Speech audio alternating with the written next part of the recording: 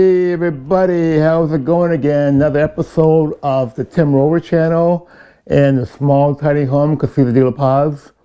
I'm going to try something a little bit different. I'm going to install this soundbar and subwoofer. It's supposed to be nice and minuscule or small. Sometimes small is pretty good. I mean, I don't need the big Sony's and Polk Audio Arizona room area where the TV area in the back. We'll go there in a minute. But I just want to unbox this here, hook it up, and see how it sounds and show you guys what you can do. You don't have to maybe buy expensive ones, but just something that works. So let's get started with unboxing, hooking it up, and see how it sounds. It shouldn't take that long. Let's do it. Alrighty, we'll bring this to the back here. We'll set it down. I'll go ahead and release this here tape here. Got my scissors, put that there right now. There we go. I'll pull that one. And they say this here has pretty good wattage on it. I got my user's manual right here. We'll keep that for handy. Kind of tells you what all the stuff you have in here. Kind of show that in the camera. Has a remote control to it, so that's a good thing. Gotta have the instructions. A lot of times we tend to get these items and don't read the instructions and get upset because it's not working. Taking the subwoofer out nice and slow. You can see it's not really a really long subwoofer. I kind of thought it'd be kind of longer, but that's okay. We'll see what happens. Sometimes smaller is better. In the back there has HDMI, auxiliary, optical too, and then the connectors for plugging it up to the bottom of the television. And here's the subwoofer coming out, pretty small. And like I mentioned before, I didn't want to have any big giant subwoofers and all that stuff because I'm really close to neighbors, and I just wanted to be something that sounds nice but not overpowering, where I'm not blasting out, the whole neighborhood. Taking this out, and this is the subwoofer here. That's the bottom, and that's how it looks from the side, the back, and it's not much to it, just straightforward subwoofer. It's nothing extravagant, but it actually works. That's all I want, like a nice car. And they have little stuff on the outside, QR code. So we'll just put that to the side. And let's get started on installation. I'm going to mark here where I think it should go. What I'm going to do is make a slight pencil mark about here, give an idea. You can always erase the pencil mark. So I'm going to measure that television across the bottom for probably around 38 inches. So we divide that by 2. That'll put us in the 19-inch range. I'll just give it a bird's eye right here and peek it down a little bit. And I think I got my 19-inch. I'm going to freestyle it. So I'm going to circle this here and then measure it again. I always measure twice, cut once, measure twice. You can always have your perfect measurement. To freestyle it again. And this is the front of the subwoofer. And then just get a quick measurement, couldn't hurt. We're talking about 16 inches on center. So that'll put me at 8 inches. So I'll put my 8 inches here, and I'll take my pencil and I'll mark it about right here and right here. So I'm going to use these brackets here. These are more robust brackets. So from there, I'm going to take my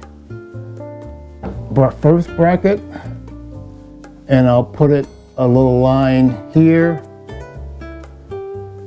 drill it slowly right here, make sure there's nothing behind it, which is nothing behind this one, I know. I'll go slow with it.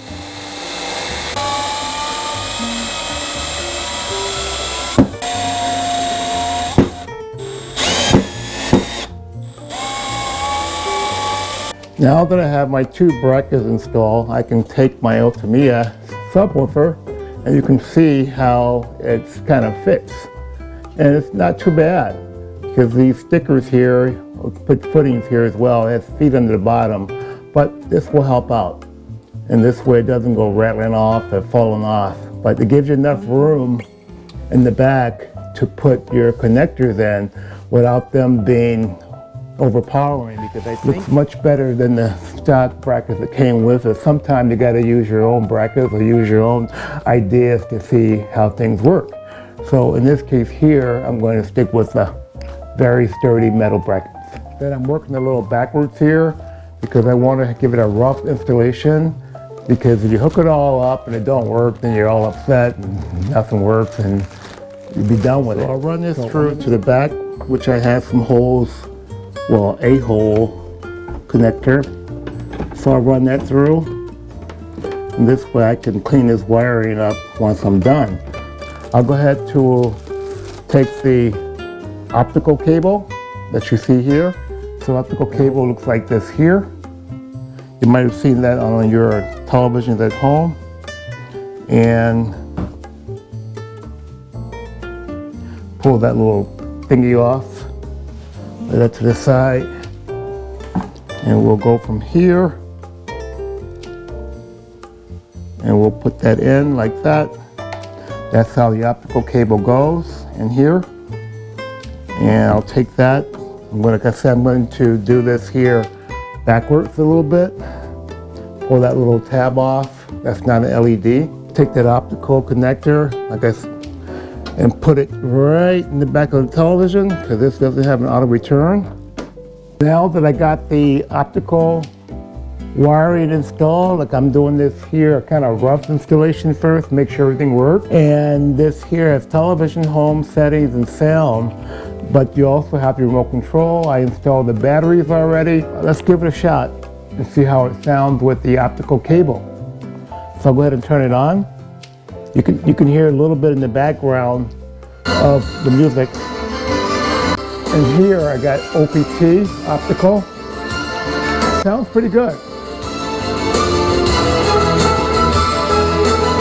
You can max it out.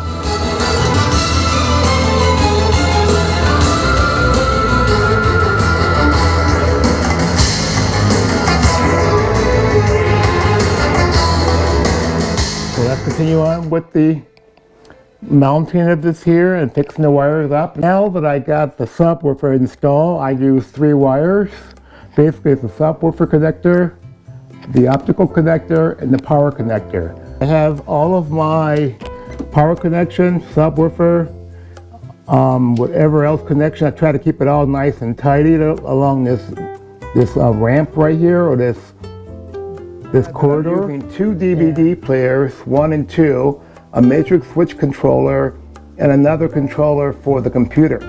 With this matrix switch controller right here, I can send the video, audio, or Chromecast from your Android to your iPhone to whatever, even your satellite, to any television with inside Casita de La Paz, a small tiny home.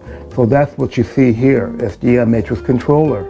Try to tighten up the wires a little bit. Maybe I'll get to that later. I'll do that again because it gets kind of crowded back here after a while. But I just wanted to show you guys this here before I show you how it sounds. So let's get to that. I just put a sample movie in here and I have no sound right now. So I have the remote control for the subwoofer and I have the remote control for the Google television. So I'll turn the Google television volume first. Let's see how it sounds. Visitors? Why was I not informed? As the king's major domo, I should have been the first to know. I'm completely unprepared. Well, I suppose I'll just have to improvise. Behold the wondrous realms of a pride. So what I'll do after this here, I'm going to turn on the subwoofer that I installed earlier. And I'm using the optical cable. Going to flash for a few seconds so you can see how the different sounds. By the jungle where that pesky meerkat and that foul-odoured warthog are anxiously waiting to play games.